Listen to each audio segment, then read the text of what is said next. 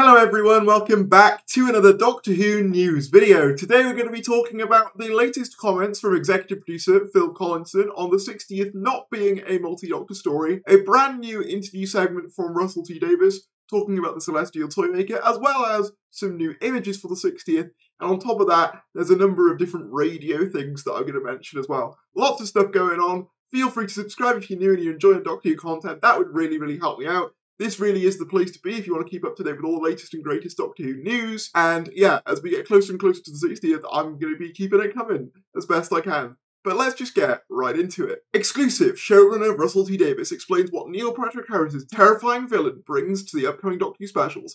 You need an extraordinary actor to match David Tennant at the height of his powers. And then yeah, you get to see this exclusive image, which I've sort of put on the thumbnail. Looks very cool. It looks to be from the Star Beast. You can kind of see, it seems to be the warehouse where we've seen Beep the Meep's rocket and Tennant sort of skulking around being like, oh, what's going on over here? Very nice image. And I like that they're giving us new images without actually giving too much away. I think there's a really nice balance with that, which I appreciate. Doctor Who's Russell T Davies hypes up Neil Patrick Harris' terrifying villain like only he can. Exclusive, the Doctor Who showrunner talks the latest Who villain, going toe-to-toe with David Tennant. Neil Patrick Harris's Toymaker is set to come face-to-face with David Tennant's 14th Doctor in the upcoming Doctor Who 60th anniversary specials. Now, in the new issue of Total Film, which hits shelves this week, Russell T Davies has talked up the clash in a way only he can, and it sounds like it'll be worth the wait. You need an extraordinary actor to match David at the height of his powers, says Davies of Harris, who can also count the likes of How I Met Your Mother and Gone Girl on his CV. Bear in mind that this is David's Doctor, his TARDIS, his name in the titles. It's not easy for guest stars to come into that. You need that size, you need that experience, you need that skill to match him.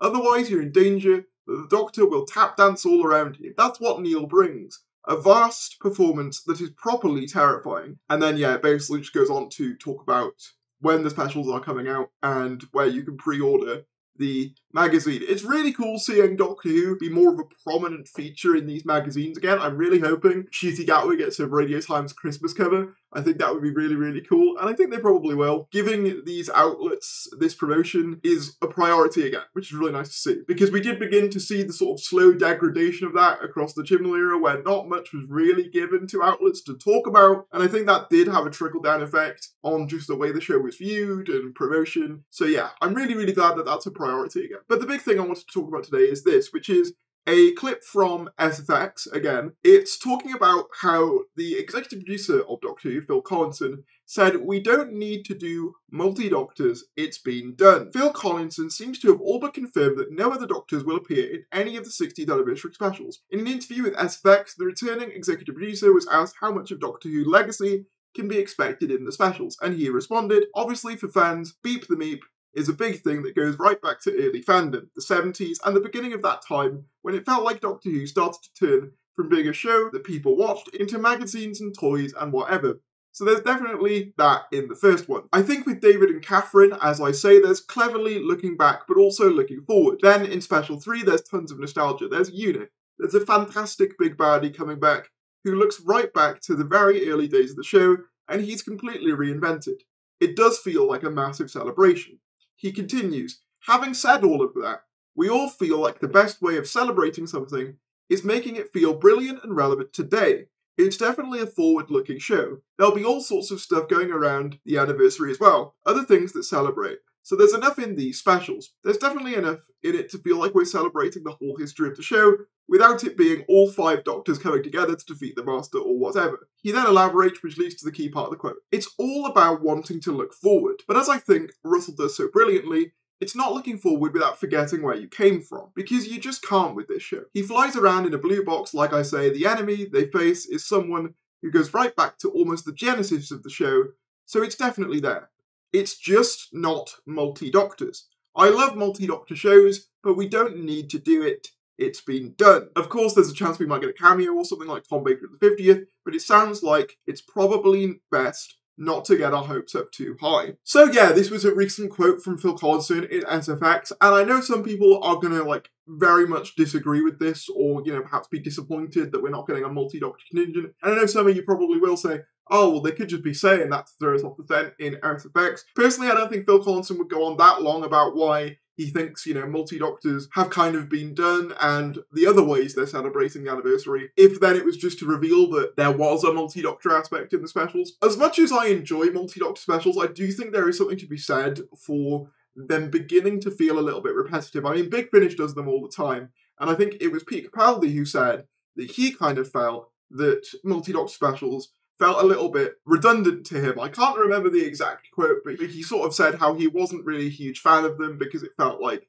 you couldn't really focus on any of the particular doctors, which I understand, actually. So I think this does make sense, especially when you factor in we just had Tales of the TARDIS, which pretty much brings back all the classic doctors you could bring back, sans Tom Baker. And whilst I'd love to see a story with Matt Smith's 11th Doctor in it, I don't really know where you'd fit him in narratively, where it would make sense in this story. So personally, I wasn't expecting a multi-Doctor contingent in this episode. And personally, I am somewhat relieved that they're doing something a little bit different. However, I know for some people, they want to see all the Doctors. They look forward to that. I get that. But I do think that sometimes there's more narrative potential in doing something different. And also beyond that, I don't think you necessarily have to have all the Doctors in an episode for it to feel like a celebration. I think Remembrance of the Daleks, actually, is a perfect example of a story that, yeah, it's not a multi-Doctor story, but it still feels like an anniversary story with the return to Cold Hill, the Daleks, Davros, the Hand of Omega going all the way back to the first Doctor. It still feels like enough of a celebration. You know, you got Susan's book there, all that sort of stuff, while still being a good story within its own right. And I think I'd rather that be the priority than just let's see how many Doctors we can cram into this. But I don't know. What do you guys think about that? Let me know. I'll be interested to see what you guys' thoughts are in the comments on that. Interestingly, the BBC released a Where to Start with Doctor Who article, and I wanted to bring this up because of one specific segment. If you go all the way down to the Eve of the Daleks section, which is over here, they describe the Doctor and Yaz's love as unrequited, which is, I think, quite interesting because there's been a lot of, I guess, debate over whether it was reciprocated between the Doctor and Yaz. Obviously, we know Yaz had feelings for the Doctor, but this seems to confirm that it was unrequited on the Doctor's end. Yeah, you can see here, Time Loops, the Doctor's classic enemy, Badder Than Ever, Unrequited Love, all classic ingredients for a Doctor Who adventure. I'm not sure whether I'd have either of the Daleks be on my, first episode recommendations list. Same goes for things like Blink, actually. But things like Vincent and the Doctor, Flatline, the Daleks, and the City of Death all make solid choices. I actually watched that yesterday, completely unrelated, and had a great old time. We also had a new Who spy image. This time it was a unit sort of metal panel thing that says you need to be a level 5 operative to access this, and it says access B. And then the Who spy caption read, how do I become a level 5 operative? Very, very interesting stuff. I'm wondering if, and then to round things off, I think we've got 4 different radio shows for Doctor Who. We've got the Radio 4 Extra Desert Island Discs is being repeated.